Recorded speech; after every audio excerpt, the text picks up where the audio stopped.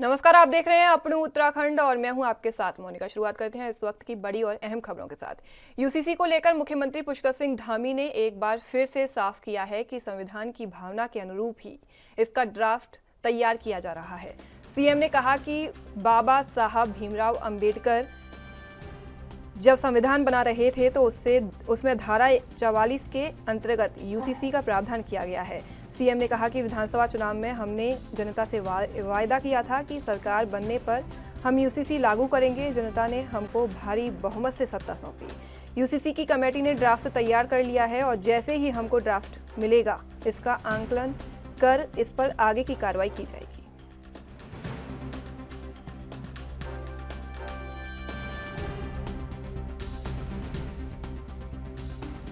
अभी कमेटी का ड्राफ्ट हमको मिल जाएगा और ड्राफ्ट अंतिम चरण में है। जैसे ही हमको कमेटी का ड्राफ्ट मिलेगा उसके बाद उसका आकलन और हमारे जो विशेषज्ञ हैं वो सारे काम करेंगे। उसके बाद फाइनल ग्रुप के रूप में जब नीचे आ जाएंगे तो उसके बाद आगे का कार्यक्रम चलेगा। जैसे कांग्रेस की बात करें तो सरकार ने समर्थन। उत्तराखंड के पूर्व मुख्यमंत्री हरीश रावत ने कहा कि प्रदेश सरकार ज्वलंत मुद्दों को छिपाने के लिए यूसीसी लव जिहाद और लैंड जिहाद के मुद्दे को उछाल रही है। उन्होंने कहा कि ऋण लेकर घी पीने जैसे हालात उत्तराखंड के हो गए हैं। भ्रष्टाचार, बेरोजगारी, महंगाई, पलायन, इन मुद्दों से उत्तराखंड सरकार लोगों का ध्यान भटका रही है। इन मुद्दों को छिपाने के लिए यूसीसी लैंड जिहाद और लव जिहाद के मुद्दों को हवा दे रही है। रावत ने बीजेपी की प्रदेश सरकार पर हमला बोलते हुए कहा कि इन मुद्दों में बीजेपी खुद ही फंस गई है, क्योंकि पुरोला में बीजेपी के ही पदाधिकारियों को भगाया गया। इसके अलावा लैंड जिहाद के मुद्दे पर भी बीजेपी के ही नेताओं की लिस्ट सामने आई है।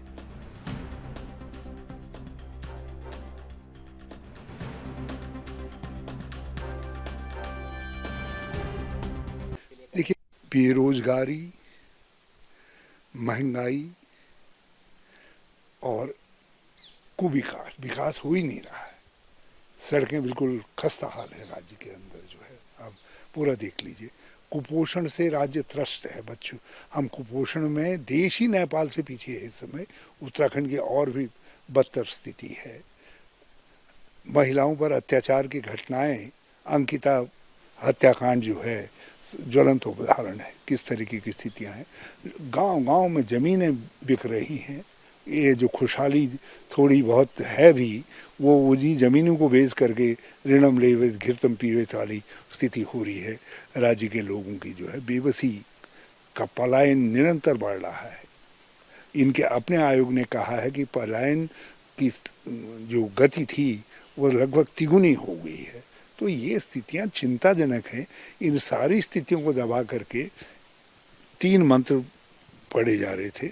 एक कॉमन सिविल कोड, दूसरा लव जिहाद और लैंड जिहाद। लव जिहाद और लैंड जिहाद में भाजपा खुद फंस गई, क्योंकि जिन लोगों को हटा रहे थे पता चला वो तो सब भाजपा के सदस्य हैं पुरौला में, और उनके पदाधिकारी निकले जो है मुसलमान भाई। तो हटाओ कहने वाले भी भाजपाई और जो हट रहे हैं वो भी भाजपाई। तो इनको तो मामला कुछ दिनों शांत हो गया। लैंड जिहाद में कांग्रेस अध्यक्ष ने एक पूरी लिस्ट जारी कर दी कि कहाँ कहाँ भाजपाई ने जमीनों पर कब्जे कर रखे हैं। अब कॉमन सिविल कोड को जो है महंगाई, बेरोजगारी आदि सवालों को ढकने के लिए एक आवरण के तौर पर पेश कर रहे हैं, कैमोफ्लेजिंग कर रहे हैं, अपने को छुपा रहे हैं, अपनी विफलताओं को। मुख्यमंत्री पुष्कर सिंह धामी ने विधानसभा अध्यक्ष रितु खंडूरी ने शिष्टाचार भेंट की। इस दौरान उन्होंने समसामयिक विषयों पर चर्चा की और प्रदेश के विकास में की गई जन कल्याणकारी योजनाओं पर चर्चा की। उन्होंने कहा कि उत्तराखंड से पलायन को रोकने के लिए पहाड़ में रोजगार के अवसर को बढ़ाना होगा। यहाँ के स्थानीय लोगों को कारोबार में सरकारी सहायता मिलेगी तो उत्तराखंड की अर्थव्यवस्था बढ़ेगी और सरकार के प्रति जनता में विश्वास प्रबल होगा। उन्होंने कहा कि कोटद्वार में विकास की अपार संभावनाएं हैं। मुख्यमंत्री पुष्कर सिंह धामी और विधानसभा अध्यक्ष रितु खंडूरी की ये मुलाकात सियासी मायनों में बीजेपी के लिए अच्छा संकेत है।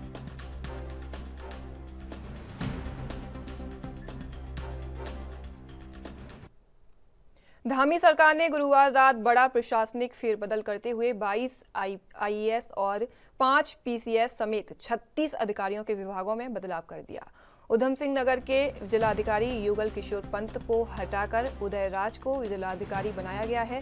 युगल किशोर की शासन में अपर सचिव पद पर वापसी हो गई है।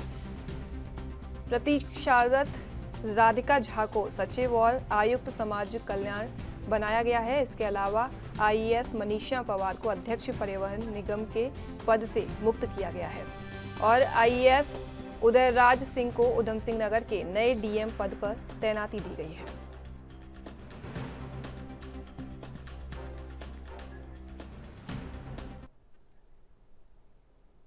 आगामी लोकसभा चुनाव की तैयारियों में जुटी बीजेपी में दावेदारों को लेकर चर्चाएं तेज हो गई हैं। प्रदेश की 5 लोकसभा सीटों पर सभी सिटिंग एमपी अपने स्तर से तैयारियां कर रहे हैं।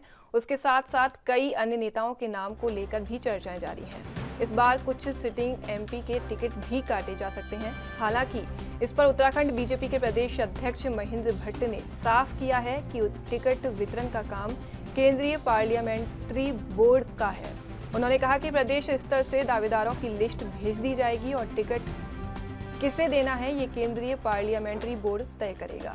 भट्ट ने कहा कि प्रधानमंत्री नरेंद्र मोदी ने साफ किया है कि बीजेपी का प्रत्याशी व्यक्ति नहीं बल्कि कमल का फूल है और जनता में भी कमल के फूल को लेकर काफी श्रद्धा है।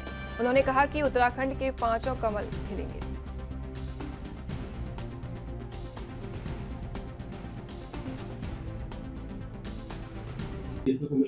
देखिए, पार्टी का टिकट तय करना पार्लियामेंट्री बोर्ड का काम होता है।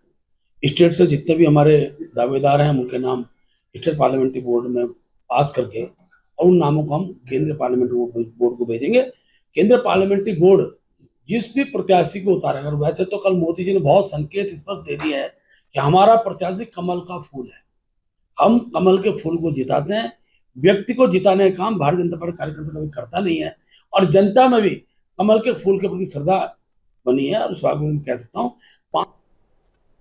हाईकोर्ट नैनीताल ने राज्य सरकार को 8 सप्ताह के भीतर लोकायुक्त की नियुक्ति करने के आदेश दिए हैं। वहीं इस मामले पर विपक्ष सामने आ गया है। लोकायुक्त को लेकर प्रदेश के पूर्व सीएम हरीश रावत ने कहा कि प्रदेश में लोकायुक्त लागू होना चाहिए। कांग्रेस ने विधिपूर्वक 2016 में राज्य को लोकायुक्त दे दिया था। हाईकोर्ट की देखरेख में चयनित करके गवर्नर के पास फाइल भेज दी थी, लेकिन सेंट्रल गवर्नमेंट के दबाव में राज्यपाल उसके ऊपर बैठे रहे। इसके बाद जितने भी राज्यपाल आए उन्होंने उसको अनुमोदित नहीं किया। साथ ही पूर्व सीएम ने यह भी कहा कि 2017 में बीजेपी सरकार ने नया विधेयक लाकर और भी मामले को उलझा दिया है और तब से लोकायुक्त नहीं दे पा रहे हैं।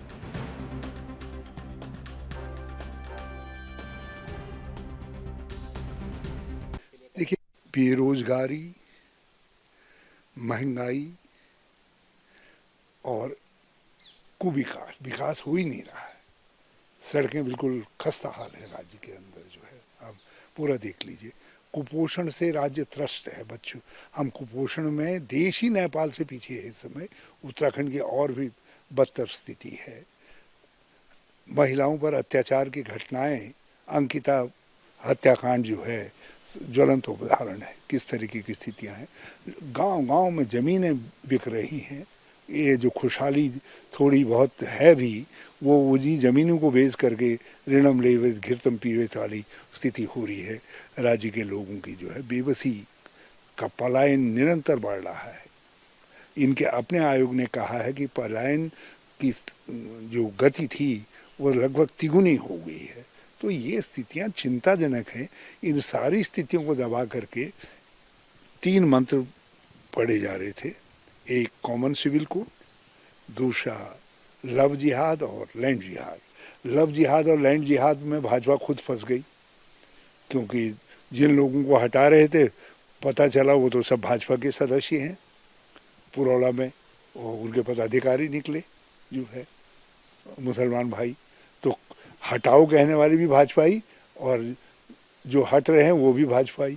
तो इनको तो मामला कुछ दिनों शांत हो गया। लैंड जिहाद में कांग्रेस अध्यक्ष ने एक पूरी लिस्ट जारी कर दी कि कहाँ-कहाँ भाजपाई ने ज़मीनों पर कब्जे कर रखे हैं। अब कॉमन सिविल कोड को जो है महंगाई, बेरोजगारी आदि सवालों को ढकने के लिए एक आवरण के तौर पर पेश कर रहे हैं, कैमोफ्लेजिंग कर रहे हैं, अपने को छुपा रहे हैं अपनी विफलता। उत्तराखंड के सभी शहरी निकायों में अब लैंड बैंक बनाने की कवायद तेज हो गई है। शहरी क्षेत्र में अवैध निर्माण कार्य पर रोक लगाने के लिए सैटेलाइट से निगरानी करने का भी निर्णय लिया गया है। यानी कि अब जल्द ही प्रदेश के सभी शहरी क्षेत्रों में अब सैटेलाइट के जरिए निगरानी की जाएगी। इससे अवैध रूप से बनने वाली इमारत और निर्माण कार्यों की जानकारी मिल सकेगी। इसके लिए हर 3 महीने में सैटेलाइट पिक्चर ली जाएगी। प्रदेश के शहरी विकास मंत्री प्रेमचंद अग्रवाल ने इस विषय में कहा है कि संबंधित क्षेत्र में अचल संपत्ति के भंडार अधिकारियों की भी जिम्मेदारी तय होगी। इसके लिए प्रदेश के सभी विकास प्राधिकरणों को आदेश जारी किए गए हैं।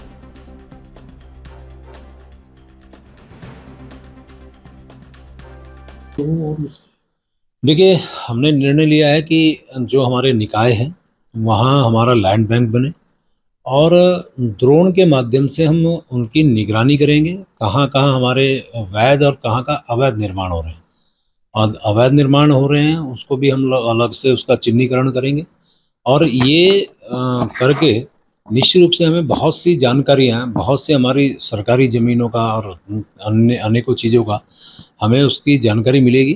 तो आने वाले टाइम पे फिर इस पे हम आगे की कार्रवाई भी करेंगे, क्योंकि अभी पहले प्राइमरी स्टेज पे हमने सभी निकायों को इसमें जोड़ने का काम किया है और बहुत सी जानकारियाँ जब हमें मिलेंगी तो स्वाभाविक रूप से सरकार। देहरादून में राज्य के सैनिक कल्याण मंत्री गणेश जोशी ने अपने कैंप कार्यालय में अमर जवान ज्योति की स्थापना कार्यक्रम की तैयारियों की समीक्षा की। उन्होंने बताया कि अमर जवान ज्योति की आधारशिला निर्माण में उत्तराखंड की प्रमुख पवित्र नदियों का जल भी इस्तेमाल होगा। विभिन्न स्थानों से गंगा, यमुना, अलकनंदा, सरस्वती, काली, शारदा, कोसी, सरयू का जल मंगवाया जा रहा है। जल लेने के लिए 1 जुलाई को वाहन रवाना होंगे। विभिन्न जिलों से विधायक इन जल कलशों को हरी झंडी दिखाकर रवाना करेंगे। इसके साथ ही सैन्य धाम में अमर जवान ज्योति का निर्माण उत्तराखंड के 1700 से ज्यादा शहीद सैनिकों के घरों के आंगन की मिट्टी और 16 प्रमुख नदियों के जल से किया जाएगा। ये जल कलशों में भरकर 2 जुलाई को दून पहुंचेगा, जबकि 3 जुलाई को राज्यपाल गुरमीत सिंह और सीएम पुष्कर सिंह धामी की मौजूदगी में अमर जवान ज्योति का शिलान्यास होगा।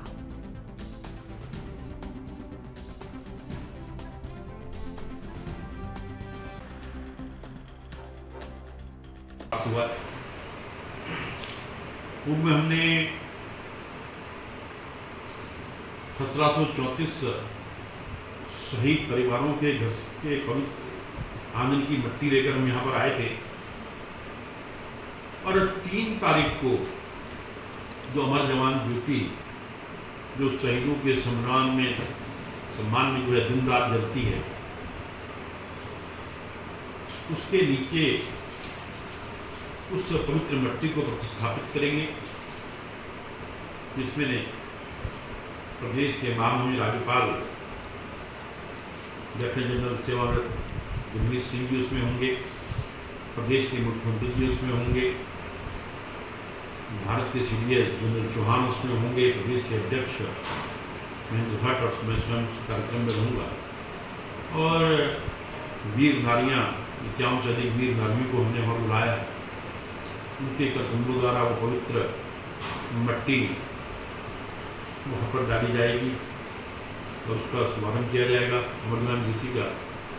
और इसके लिए हमने एक आज और निश्चय लिया है अभी बैठक में, जितनी हमारी पवित्र नदियाँ हैं उन नदियों का जल कलश में लेकर आएगा, 2 तारीख को यहाँ पहुँचेगा और उन पवित्र नदियों का गंगा, जमुना, सरस्वती, मंदाकिनी, भगीरथी, शारदा, सरयू, कोसी, सभी नदियों का जल, काली नदी, लगभग 16 नदियों का जल भी यहाँ पर आ रहा है, 2 तारीख को पहुँच जाएगा और उसको उस पवित्र अमर जवान ज्योति के नीचे उस जल को डाला जाएगा। इस भावना के साथ इस काम को हम कर रहे हैं क्योंकि जैसा कि पूर्व में कहा है, हम किसी शहीद को वापस नहीं ला सकते, लेकिन शहीद का सम्मान करना, उसकी वीरता का व्याख्यान करना ये हर देशवासी का कर्तव्य है। चाहे दिल्ली की मोदी जी की सरकार हो, चाहे प्रदेश की स्थानीय सरकार हो, इस दिशा में लगातार काम कर रही है। इस सेन धाम के अंदर, क्योंकि धाम का मतलब एक पवित्र स्थान से होता है,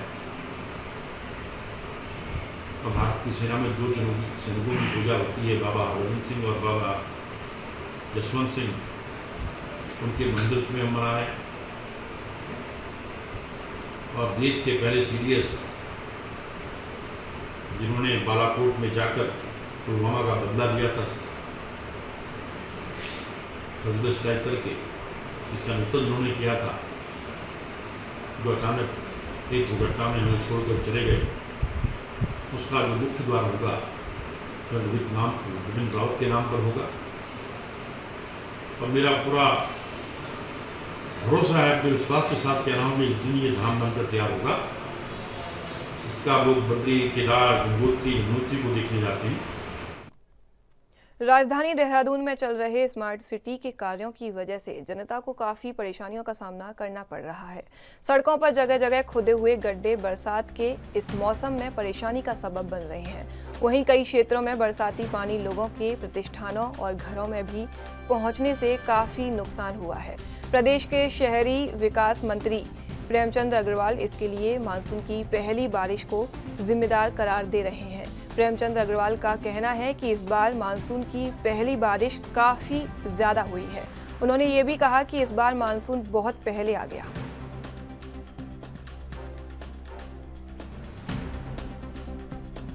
आगे क्या हो? देखिए, जो स्मार्ट सिटी का काम वहाँ पे हुआ है, फसाड से लेके वहाँ की सुंदरता को लेके, वहाँ के पोल हटाने को लेके और सीवरेज के काम को लेके काम हुआ है।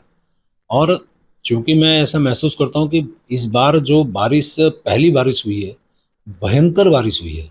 सामान्य तौर पे जो अच्छे जगह पे भी पानी भरा हुआ है, पानी की गति भी तेज़ थी और हम महसूस कर रहे थे कि मानसून थोड़ा लेट आएगा, लेकिन मानसून के साथ अधिक वर्षा जो हुई उससे ये परेशानी हुई है। लेकिन हम ये भी ध्यान रख रहे हैं कि इस प्रकार की परेशानियों को मद्देनज़र यदि हमें कोई ऐसी उसमें कोई सुधार करने की आवश्यकता अन्य स्थान पे जहाँ काम हो रहा है करना होगा तो हम करेंगे।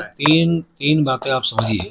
पहली बात तो ये स्मार्ट सिटी का जो देहरादून को सौभाग्य प्राप्त हुआ है, उसके लिए मैं माननीय प्रधानमंत्री जी का धन्यवाद कर रहा हूँ। हम उस 100 स्मार्ट सिटी के दायरे में आए हैं जहाँ हमें इसमें काम करने का मौका मिल रहा है। लंबे समय से काम चल रहा है, बहुत से काम हुए हैं। और जो आपने बदलने की, एजेंसी बदलने की बात की है, आप भी जानते हैं कि जिस कछुआ गति से पिछले दिनों काम चल रहा था, चाहे सड़क को लेके, चाहे सीवरेज को लेके, चाहे फिर ड्रेनेज को लेके, अनेकों बार मेरे द्वारा स्थलीय निरीक्षण, अधिकारियों के साथ बैठक, ठेकेदारों के साथ बैठक के बाद जब ये निर्णय निकला कि ये निष्कर्ष निकला कि वो काम नहीं कर पा रहे हैं, तो उनको बदलने का काम किया। अब हमने सड़क का काम हमारी स्थानीय जो एजेंसी है पीडब्ल्यूडी उसको दिया है, ड्रेनेज का काम हमने अपने जल संस्थान को दिया है और जल निगम को दिया है, और जो हमारा सीवरेज का काम है जल निगम को दिया है, और ड्रेनेज का काम सिंचाई विभाग को दिया है, जो स्थानीय एजेंसी है। और मैं ये भी कहने को तैयार हूँ कि काम बहुत अच्छी तरह से अब चल रहा है। हाँ, ये ठीक है कि जब यदि हम काम बढ़ाएंगे तो यदि हम नालियाँ खोद दिए तो गड्ढे होंगे, सड़क बनेगी तो उसमें गड्ढे पाटने के लिए कुछ थोड़ा बहुत वहाँ पे दिक्कतें ज़रूर आ रही होगी। लेकिन जो हमें 1 साल का एक्सटेंशन मिला है, तो मैं आपसे और आपके माध्यम से सभी से अनुरोध कर रहा हूँ कि समय के अंतर्गत हम ये सारे काम भी निपटा लेंगे, क्योंकि ये शेष 3 ही काम अभी हमारे सामने हैं जो हमें दिखता है कि साहब काम नहीं हुआ है। लेकिन जो काम हुआ है वो भी आप देखिए, अनेकों इस प्रकार के जो भी काम उस स्मार्ट सिटी के अंतर्गत आने वाले थे वो सब काम हुए भी हैं। और बहुत जल्द मैं इन कामों का स्थलीय निरीक्षण भी करूँगा, कहीं कमी होगी। अल्मोड़ा में राज्य की सकल घरेलू उत्पाद को बढ़ाने और सतत विकास के लक्ष्यों को प्राप्त करने के उद्देश्य से जिला स्तरीय कार्यशाला आयोजित की गई, जिसमें विधायक, ब्लॉक प्रमुख, जिला पंचायत सदस्य, ग्राम प्रधान समेत अधिकारियों ने शिरकत की। इस दौरान 30 सूत्रीय कार्यक्रम पर चर्चा की गई ताकि स्थानीय उत्पादों का बेहतर उपयोग कर लोगों को रोजगार के अवसर बढ़ सकें और पलायन पर अंकुश लग सके। इस मौके पर विधायक मनोज तिवारी ने कहा कि सरकार के इस कार्यशाला के माध्यम से ग्रामीणों के उत्पादन को बढ़ावा मिलेगा और रोजगार के अवसर सृजित होंगे।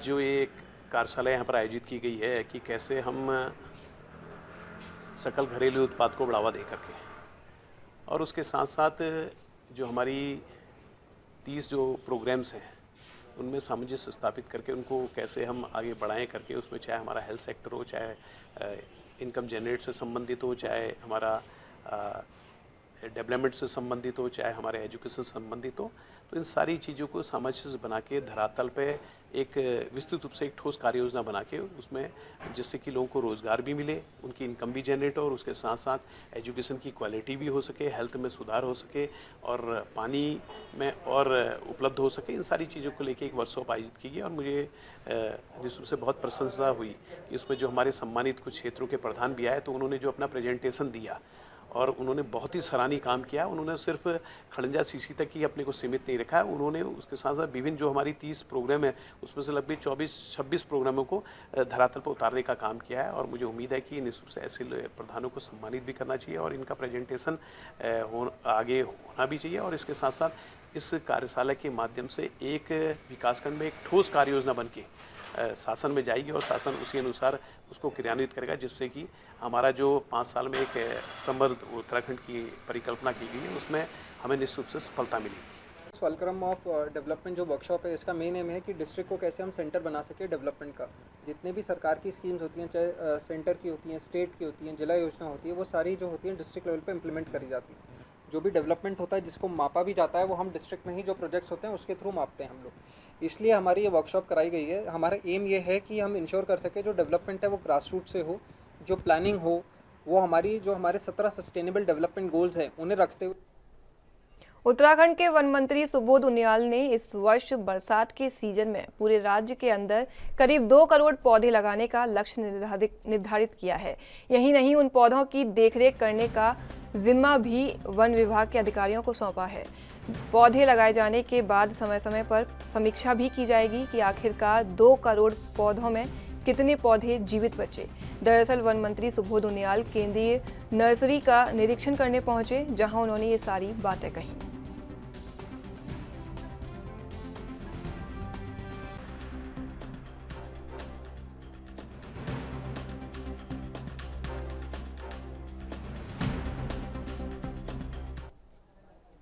उत्तराखंड के आपदा प्रबंधन सचिव रंजीत सिन्हा ने कहा कि आपदा की दृष्टि से देहरादून का जौनसार बावर जनजातीय क्षेत्र काफ़ी संवेदनशील है। ये क्षेत्र पड़ोसी राज्य हिमाचल प्रदेश और पड़ोसी जिले उत्तरकाशी और टिहरी से भी लगता है।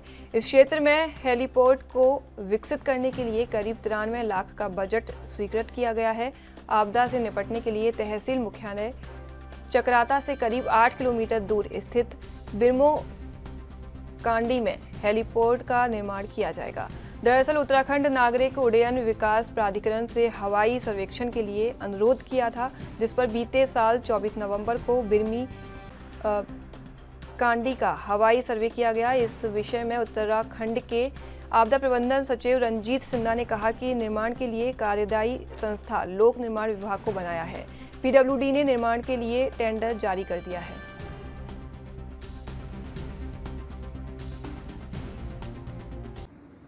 देखिए, सिविल एविएशन डिपार्टमेंट द्वारा उड़ान हमारी जो योजना थी या अदरवाइज भी स्टेट की तरफ से भी ये स्पष्ट एक हमारा प्लान है कि उत्तराखंड चूँकि ज्योग्राफिकली बहुत रिमोट है, यहाँ पर एक्सेस बहुत डिफ़िकल्ट है, तो इसके लिए एक हेली सर्विसेज का एक दुरुस्त होना बहुत ज़रूरी है ताकि किसी भी समय हमारा इवैक्यूएशन की आवश्यकता पड़े तो उसमें कोई दिक्कत ना है।